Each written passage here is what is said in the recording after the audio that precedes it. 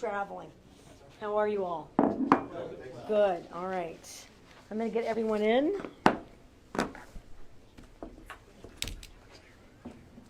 Nice to see you. Good to see you too.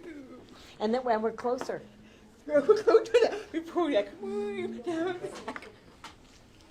Okay.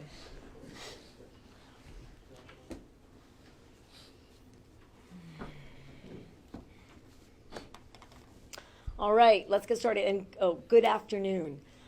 Sorry that I'm a few minutes late. What we're going to talk about really are the conditions of the state, what we know, and I'm sure you'll ask what we don't know about the nature of these now complex fires that are occurring in the state. And the purpose of having you here is not just to give you another update directly from me, but to also to see the Emergency Operations Center, which I might point out has largely been working in a 24/7 setting since the beginning of 2020, given all of the different emergencies that the state has been responsible for her citizens. And I think it's useful to see that, and quite frankly, I'm doing this briefing from here because I want to thank the men and women who have been working 24, even though it's open 24 hours, we don't always have the personnel and the expertise to shift them. So they get more, or at least a 24-hour shift in this building. And it's tough, and they are incredible, and they are saving lives every day, and we aren't doing it alone or in a vacuum. We can't do that work without the incredible firefighting, first responders, and the local elected leaders, faith-based communities, and other organizations that all come together in every single community, irrespective of the circumstances. And I know most of these people need no introduction, but before I get started with the actual briefing, I'm going to turn to Kelly Hamilton, who is a Deputy Secretary here at Homeland Security, but basically while we are having to respond, has been acting as the Secretary for quite some time, is doing a remarkable job. We're very grateful to your leadership, and I'm going to have you we have Laura McCarthy, who is the Forestry Service Director for the state of New Mexico, but I'll have everyone reintroduce themselves if you've been introduced, but I'll have you, Kelly, make sure we know who everybody is. Absolutely. Go. Allie? My name is Allie Rye. I'm the Response and Recovery Bureau Chief here at Homeland Security. Randy? I'm Randy Varela, Deputy State Fire Marshal. Laura McCarthy, State Forester. All right, so let's do this. I'm going to read through it because typically when I get briefings, and this is, I think, really important, and I hope it's valuable to the New Mexicans who are watching. These things change so dramatically and rapidly that without several of these briefings a day, the information isn't as accurate. So this is the briefing I got just now, which is why we're a bit late getting started. As of 3 p.m. today, there are 20 active wildfires burning in, frankly, this says 12. I now know that it's in 16 counties. All right, so there's an example. This got typed 30 or 40 minutes ago. It's 16 counties. So half the state has a fire issue. Yesterday's exceptionally strong winds, dry fuels, and the low, frankly, extremely low humidity around the state resulted in multiple new fires, sparking and burning a total of more than 25,760 acres in one day. Yesterday, we experienced a combination of conditions that, quite frankly, is unprecedented in New Mexico history. It is only April, and yet we are seeing fire spread that we have only ever seen in this state, and in many states, frankly, in the Southwest, in late May and June. So our risk season is incredibly and dangerously early. And some people have asked me whether or not this means that we won't see that in May and June. One is not related to the other. It means we have a longer, more dramatic, and quite frankly, more dangerous, significant fire season ahead of us. Wind speeds of 74 miles per hour were recorded at the Las Vegas airport, and atop Kachina Peak at the Taos Valley, the wind speed exceeded 90 miles per hour. Many of the new fires that started yesterday across the state, thank God, were immediately extinguished thanks to the valiant efforts of firefighters and other first responders and trained responders in those communities. Now, the temperatures have dropped today. That's good. In and of itself, it's not enough. As you can tell, even because we're indoors, the winds have not. We do have meteorology reports that indicate that and today was a better day. That early in the evening, again, we'll see the temperature continue to drop, and we are expecting less wind this evening and in the days ahead. But I don't want folks to focus on that while we want a reprieve, and we need it in order to battle successfully the risks that we are currently managing today. I want to be clear that any of this wind and this extreme drought and fire, complex fires in particular, big fires, create their own atmospheric conditions. So while we would look at the National Weather Service, NOAA, we talk to our own local experts, the truth is that we can have any kind of weather changes related to these extremely fast-moving, hot fires that create their own wind. So we are grateful for any better weather conditions. We are also cognizant this is going to be a tough, long week, and I want New Mexicans to be prepared for that.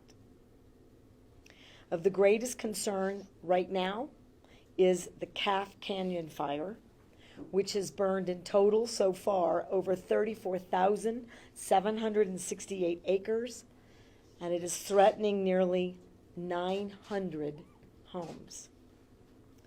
The area that burned yesterday is not safe for re-entry or entry, and the number of structures currently destroyed in that area in that fire is unknown. It is a place for me to pause, and while I do appreciate, and I want to talk about it just for a second, fits here, I think. There's a lot of information on social media. It is helpful in these ways. It helps reaffirm the message that these fires are dangerous. It is creating empathy and compassion in New Mexico, which we are all grateful for, and means that people are donating, frankly, massively to date, and we want that to continue. Supplies and food and water to these communities. Many people have lost everything. No clothes, no bedding, no furniture, no nothing. No memories that you can carry with you that aren't embedded in your person. They're all gone. So thank you, New Mexico, for that incredible thoughtfulness and that compassion, and I'll talk more about what we can do about that together.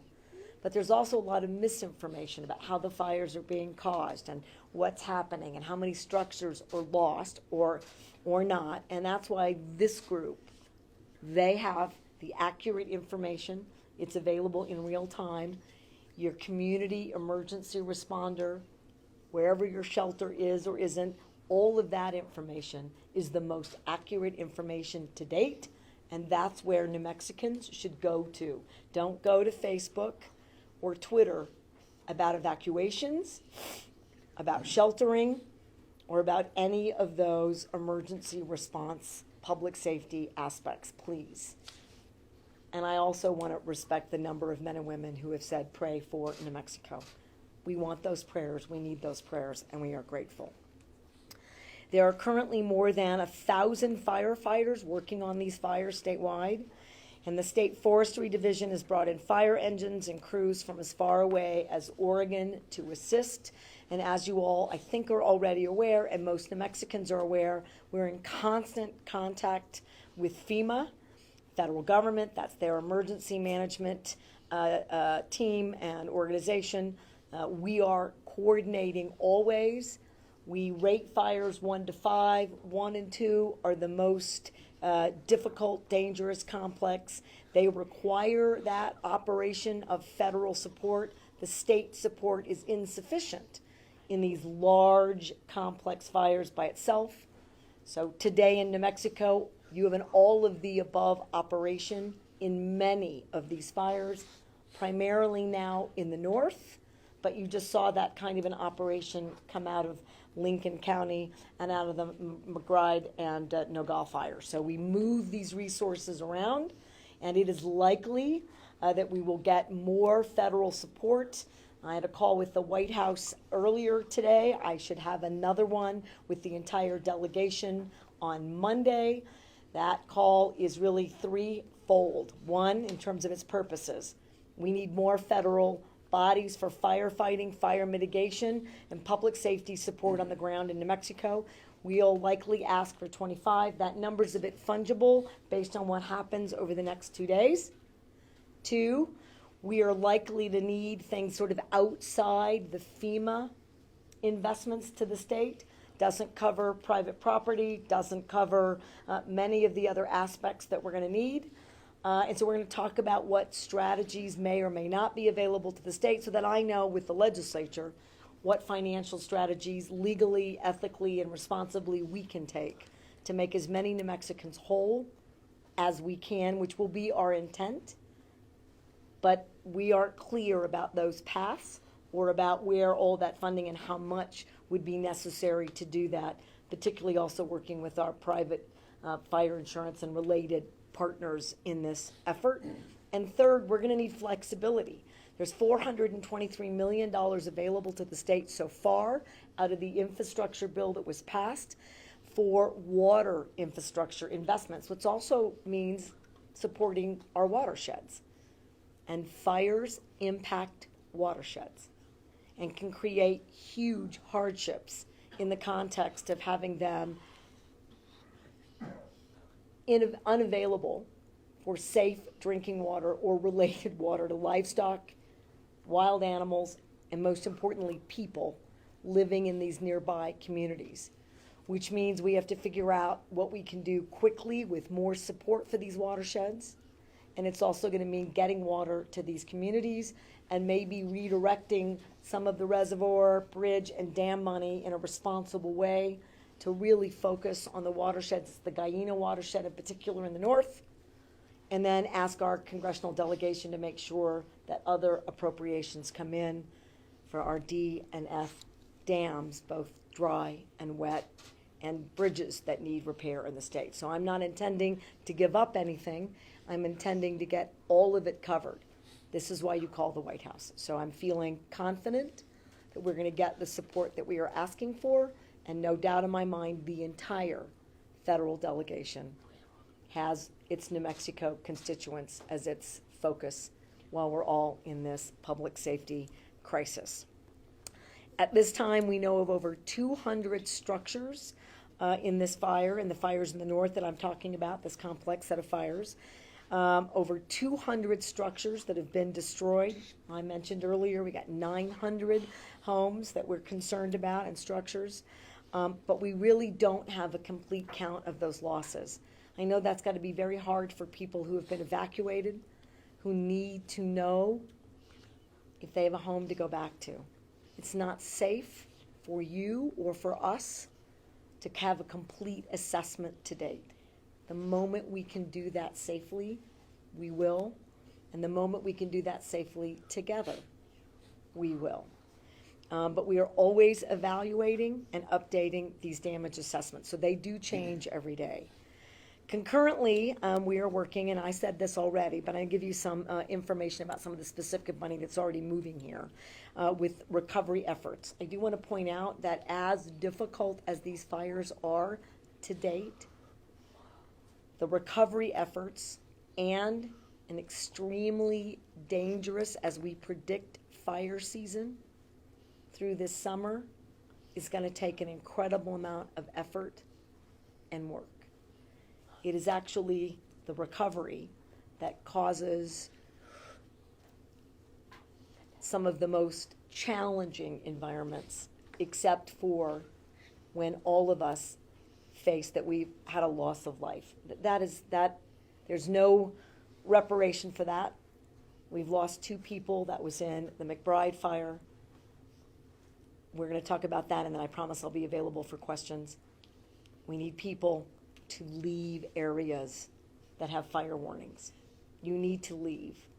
The risks are too great. Getting you back is so much easier in the context of everything we're facing. There is no reason for us to lose anyone because they made a decision to stay even in a mandatory evacuation order. Please leave. We want you to be safe. This is a state that cares about you. Your family is worried about you. We've obtained federal management assistance grants totaling $3.1 million for Big Hole, Hermit's Peak, McBride, and Noga fires. They're all being used right now for firefighting efforts. I want to clarify that there sometimes is confusion by a community member who will reach out to the state and be incredibly concerned that we haven't declared an emergency for a county. They are very important. They make a statement to the community that we have a serious problem. Once we start talking about fires, already a serious problem. These are really tools in addition to the notification to the community for us to access resources in a meaningful way. Local government declares it first, state government follows, money starts to flow, even if something happened. And all of a small community, all of your local leaders are all trained firefighters, are on the fire, and they don't declare an emergency, so we don't declare it immediately. This does not mean we aren't there. It does not mean that we aren't going to fund those firefighting efforts or any of those recovery efforts. We do want to make those declarations. We do want people to get notice, but I don't want people to worry that you're going to be somehow outside of our efforts to make you safe and to fight these fires. I just want to reassure folks that we got a lot of people on these fires, and the local government leads are phenomenal and are doing incredible work. Number 1 priority, saving lives. Number 2, animals and livestock. 3rd, property. And as we're doing that, we mitigate, try to redirect, and minimize the damage and impact of the fires. But saving lives is what we're focusing on.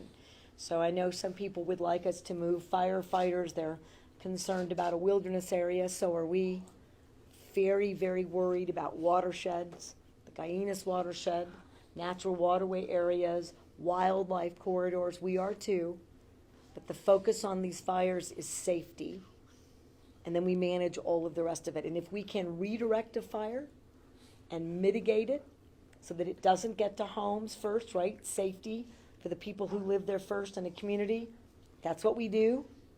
And then watersheds, etc. And if we can't, we move people immediately out of there. Last thing, ready, set, go. Anyone in a county with a fire or near a fire needs to ready themselves to leave their homes, because these winds and the weather change so dramatically, and the drought conditions in this state are so incredibly dangerous. You need to be ready. Set means you are packing your car. That's what set means. Set does not mean hosing down your house, trying to save it. And I know that those instincts must be so fierce, particularly for New Mexicans who have lived in these homes for hundreds of years and have homesteaded and had generations of families on these ranches. But your lives are more important, and go means you're driving. Right now, 518 We're evacuating everyone. The Taos Convention Center is the sheltering location. People should be moving safely on that 518 route from Mora. There are several mandatory evacuations. I'm going to get the number wrong. Ally, how many have we had? Upwards of 30, if not more. Upwards of 30 mandatory evacuations. They move quickly, which is why I'm so grateful for New Mexico's media who have been covering these fires and broadcasters all day, 7 days a week. And we're putting out information in each of these communities in exactly the same way that you are. All right, last thing. Remember the All Together New Mexico Fund. That is still available. We'll put the rest of the money out for victims of this fire. Don't know where yet because we have so many of these issues and don't have a lot of money in it.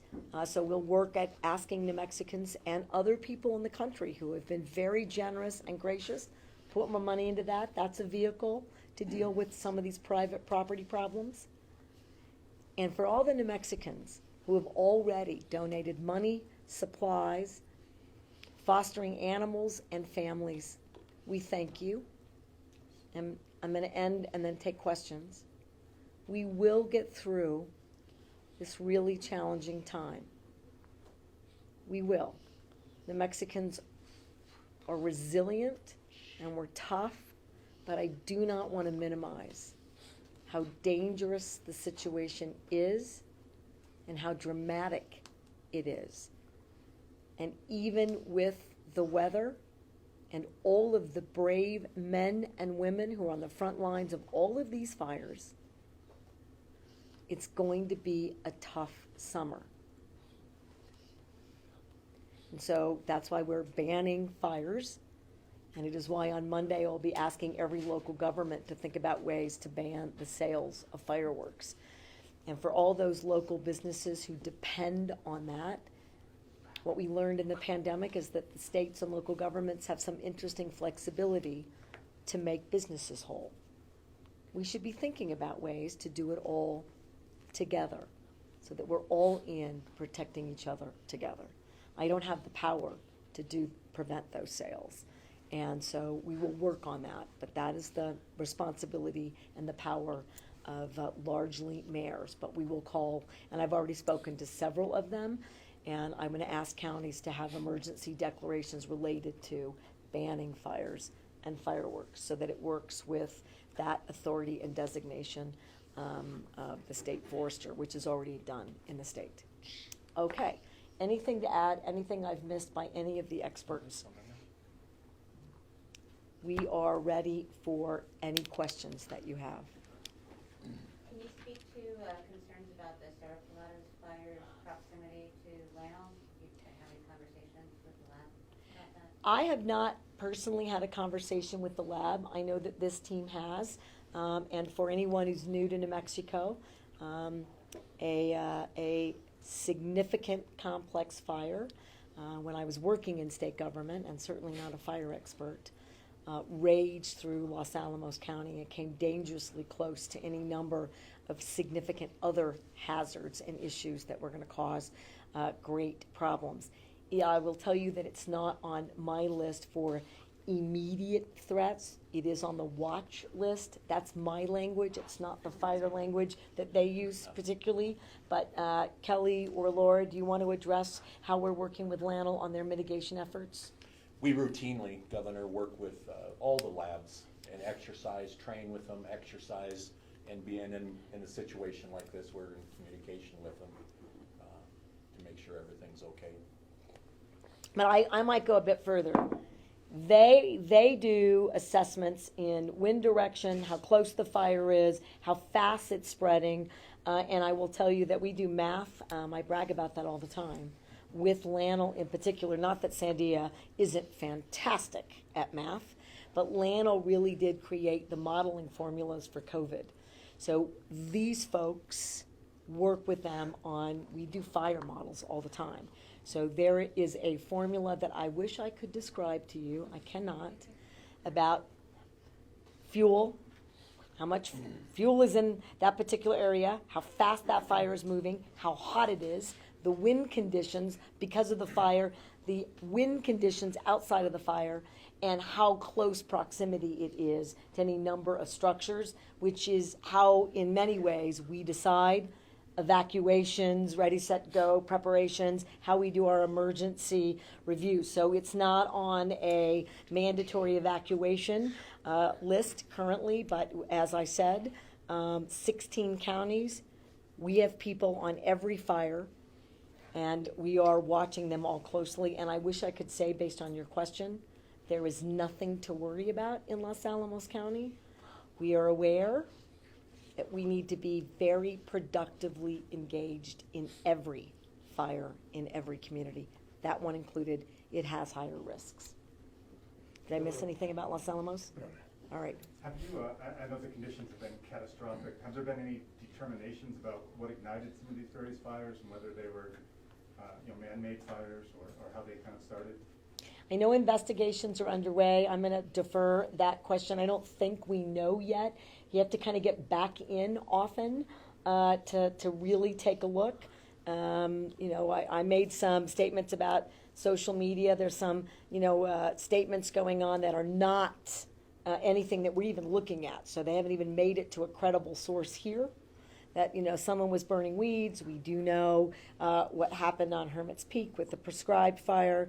But those investigations are ongoing. Any sense about how close we are to getting what's a confirmation about cause? Governor, we had so many come so quickly. We're so backed up on those investigations, but we will get them. But they're all under investigation. Correct. They're under investigation. And that's pro forma. Even if we know what it is, we confirm that. I believe that's the case, but they will correct me right in front of you if I'm wrong. Governor, do we have any additional information on evacuations in Morrow County for some of those communities that are in set or ready status for tomorrow? So we have a zone, we have it in two zones, Zone 1 and Zone 2. Zone 1, I believe, is being evacuated now. That's that 518 corridor to Taos. Zone 2 starts tomorrow morning, so it's earlier. Now, I'm going to defer to both Mr. Hamilton and Ms. McCarthy. If something in the next, while we're in here, is occurring, those two zones get combined, they go. They make decisions, and I have faith in how those decisions are made about that. But yes, Mora's under a mandatory evacuation order, and I need people to really heed those warnings and requirements and to be leaving. So Zone 1 is there, we're working with them. And one of you is probably going to ask me about the cell tower, not having communications. We always have radios, but it really shows you the reason that we do these fires and emergency disaster efforts are done locally with our support. Because you need the local police, the local sheriff, you need the state police assigned to those areas, you need the faith-based, all of these folks, they know where everyone lives, they know where every ranch is, they know where every campsite that allows for long-term camping, is there such a thing, with an RV, they know, and they go door to door and get to every single person.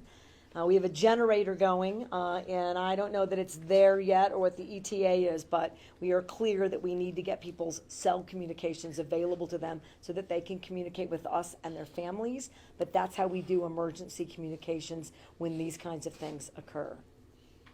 I steal your thunder? Yeah, wanted to talk to you about when we were at the McBride fire, a few weeks ago, we talked a lot about, moving forward and, fire prevention. You bring up the fire where possible campfire ban or fire ban. I wanted to ask you a little about that. You said that that would really focus more on cities and counties kind of implementing the changes. There's nothing that the state can do, I guess, in regards to that? Well, the state did its ban. So interestingly enough, statutorily and based on authority, it's split up a bit. And so our authority extends to we ban fireworks in your backyard. We can ban campfires. We ban basically fires on state trust land. But we don't control the sale of fireworks. So think about the enforcement here. So I've said to you, kind sir, do not light a firework in your backyard. And you go buy fireworks because You know, 4th of July is a important holiday. Feels like to Americans and to Mexicans, we haven't gotten to celebrate those in the way that we intend and you need to. No one argues, certainly not here. I am compelled to want to celebrate patriotism for this country. I mean, it's compelling. So you buy them. And what's one sparkler going to do? What's one rocket? Now we have a fire. So I can't ban the sales. And then communities, because they have all these safeguards, can do a big city firework display. We have had fires started in many communities despite those safeguards. Not that they're not following them, but we don't control the wind or the weather. And the conditions are so much drier that the risks are so much greater that many of those protocols just don't give you enough risk mitigation. So I'm going to be asking everyone to follow our lead and to do everything we can into those communities and those businesses where it's the whole business is that 4th of July. I hope that we'll all come together and think about ways to support them, and we can. There are other ways to support these businesses. Think about that pandemic relief mode. Let's think about a natural disaster mode, and I can't describe what exactly it looks like because I don't know yet. I can't use FEMA money for that. Can't use the current state firefighting money for that, and I shouldn't. But there are other ways that we can do that. So I don't want to disrespect people's sensibility about, gosh, I hate to do that after the last long 3 years to these small businesses.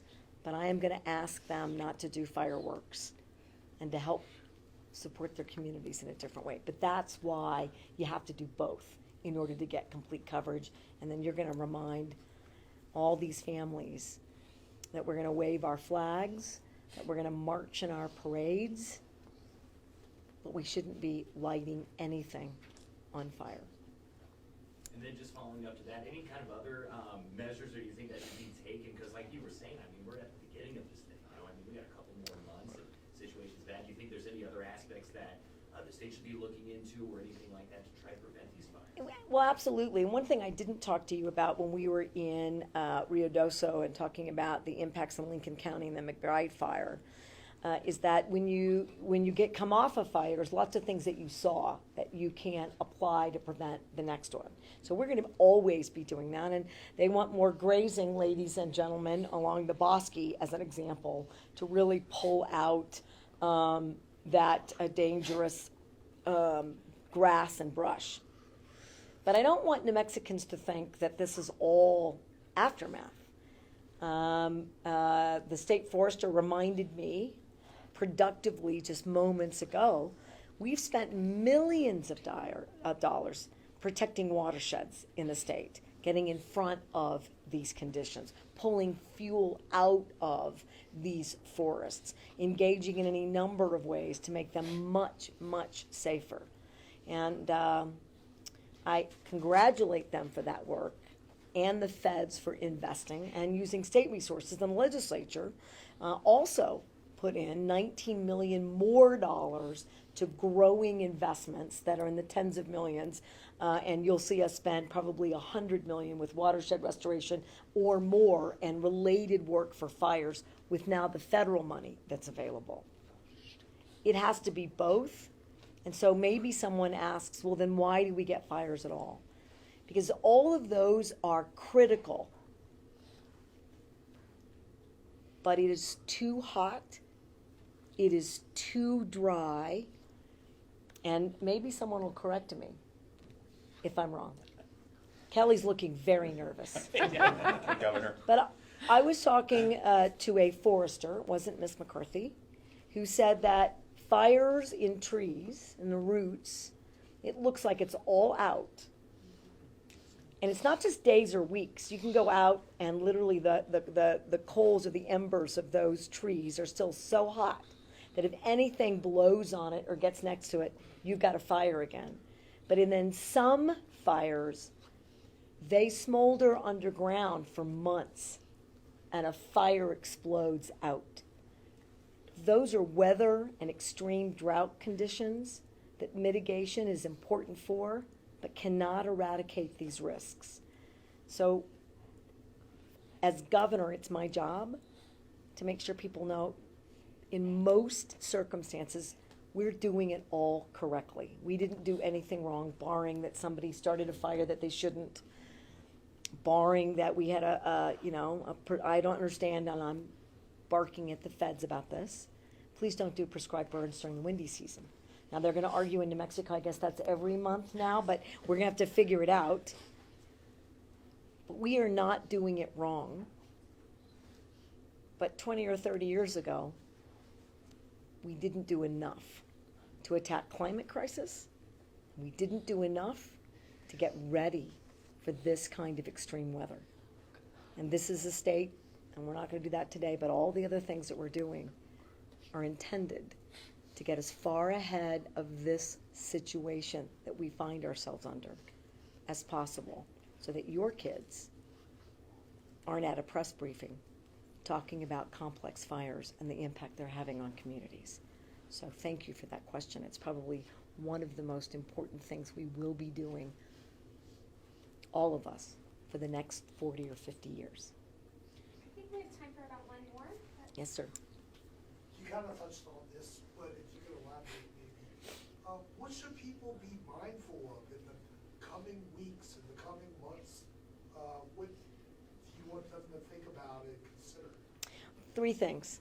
1, really be mindful about fire. Because I think it's really easy that if you get a little rain or a little humidity or we don't have a bad fire week, that you can go camping and one little marshmallow that nobody knows about is going to be okay. It isn't okay. Just be mindful. Resist any of those temptations.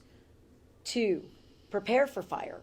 Start moving brush and fuel away from your homes and structures and property now.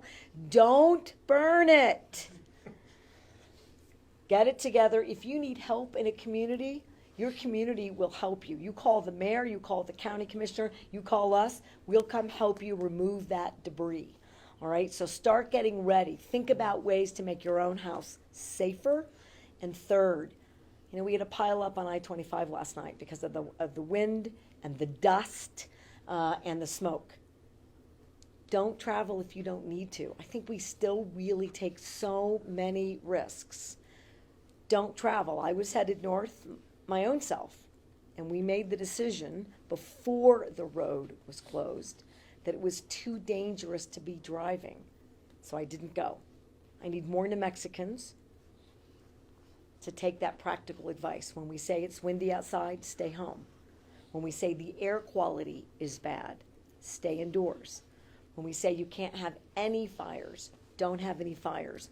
Do not burn, and it's now not legal, do not burn weeds. I mean, this is the way that we took care of those issues in this state.